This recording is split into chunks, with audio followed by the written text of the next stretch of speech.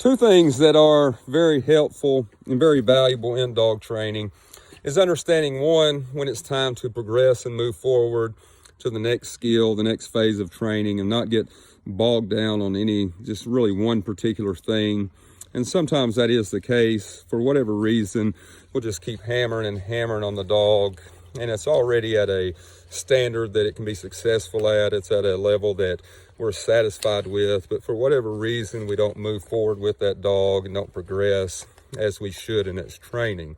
And then the other is that to understand when the dog might need a break, when it might be time to just take a step back with the dog, and just so that we don't lose enthusiasm with the dog and don't lose its love to do whatever it's doing.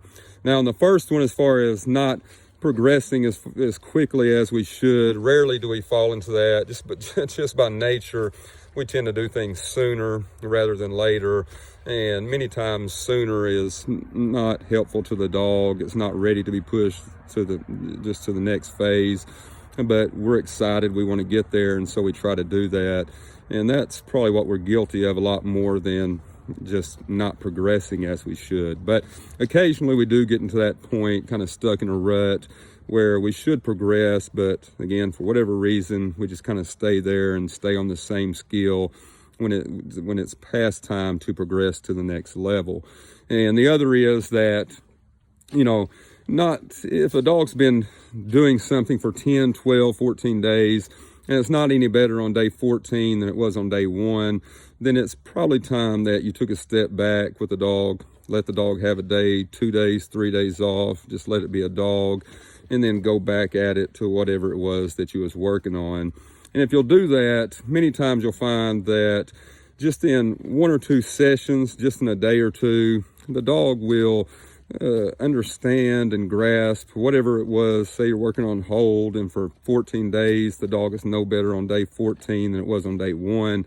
Then it's time to let the dog, just be a dog for 2 or 3 days, let it regroup, let it gain its enthusiasm, some confidence back, and then go back at it. And more times than not, that dog's going to do better in a session or two, a day or two, than it had in the 14 days previous. So you need to understand when it is time to progress, then you need to progress.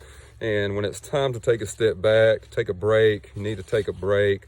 Both of those things are equally as important as you go about training your dog. Again, it comes back to just keeping that enthusiasm, keeping that love, and then keeping yourself just at a point where you're excited about it, excited about training, and not getting frustrated and just kind of it becoming really just a chore as opposed to being something that you enjoy.